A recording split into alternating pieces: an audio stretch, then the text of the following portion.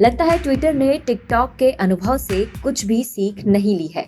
हाल ही में भ्रामक खबरें फैलाने वाले कई ट्विटर हैंडल्स के विरुद्ध केंद्र सरकार ने एक्शन लेते हुए ट्विटर को उनके अकाउंट्स ब्लॉक करने का निर्देश दिया था। इन अकाउंट्स को कुछ समय के लिए ब्लॉक भी किया गया, लेकिन कुछ ही घंटों बाद सभी अकाउंट्स फिर से बहाल हो गए, जिससे अब ये स्पष्ट होता है कि ट्विटर ने ट्रंप की भांति केंद्र सरकार को भी चुनौती देने का निर्णय लिया है।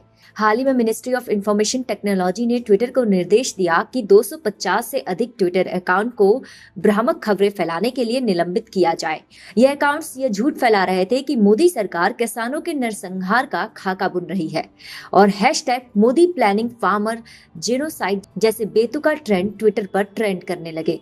फलस्वरूप ट्विटर ने 250 से ज्यादा अकाउंट्स निलंबित कर दिए, जिनमें कारवा इंडिया का ट्विटर पोर्टल, अभिनेता सुशांत सिंह, सोशल मीडिया विशेषज्ञ संजुक्ता बासु, कथित आदिवासी नेता हंसराज मीणा, किसान एकता मोर्चा जैसे अकाउंट्स भी शामिल थे। इन अकाउंट्स द्वारा प्रमुख तौर पर मोदी सरकार द्वारा किसानों के नरसंहार की झूठी अफवाह को बढ़ावा दिया गया था और यह लोग सीएए लागू होने के समय से ही अराजक तत्वों को बढ़ावा देने में जुटे हुए थे। फिर क्या था, इस पर बवाल मच गया और वामपंथी स्वभाव अनुसार उदाली मचाने लगी। कई लोगों ने ट्विटर को मोदी का गुलाम तक बताने में कोई कसर नहीं छोड़ी। आलोचनाओं के बाद अमेरिकी टीम ने रिव्यू कर सभी अकाउंट्स को बहाल कर दिया, मानो वे सब के सब किसी टेक्निकल एरर के कारण निलंबित हुए थे। इस पर ट्विटर ने सफाई दी कि भारत सरकार के कहने पर अकाउंट्स को बैन किया गया था, परंतु जांच में सभी कंटेंट फ्री स्पीच योग्य लगे, इसलिए उन्हें फिर से बहाल कर दिया गया। Hashtag Modi planning farmer genocide जैसे हैशटैग किसानों को भड़काने और किसान आंदोलन को और उग्र बनाने के मकसद से किया गया था। ऐसे में ये कैसे फ्री स्पीच योग्य है, ये समझ से परे है।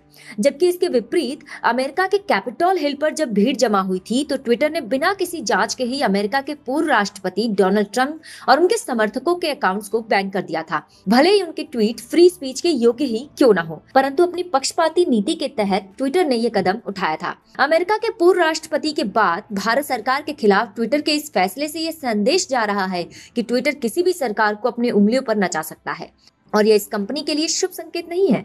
इसमें कोई दो राय नहीं है कि ट्विटर और फेसबुक जैसी कंपनियों ने किस प्रकार से अमेरिकी चुनाव में हस्तक्षेप किया था, लेकिन जिस प्रकार से ट्विटर अराजकतावादियों का बचाव कर रहा है वह एक तरह से अपने ही पैर पर कुल्हाड़ी मार रहा है।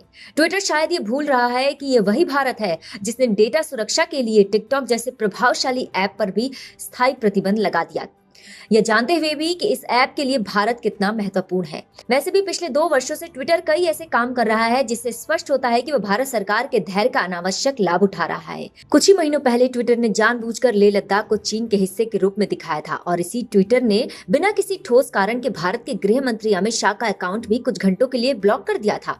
ऐसे में ट्विटर ने पहले अकाउंट सस्पेंड कर और फिर कुछ ही घंटों में बहाल कर केंद्र सरकार को स्पष्ट चुनौती दी है, लेकिन जब टिकटॉक और व्हाट्सएप नहीं टिक पाए तो ट्विटर भी क्या हस्ती है। और हाँ, जाने से पहले टिकटॉक की ओर से ट्विटर के लिए एक अहम संदेश भी, हम भी नापे गए थे और तुम भी नापे जाओगे।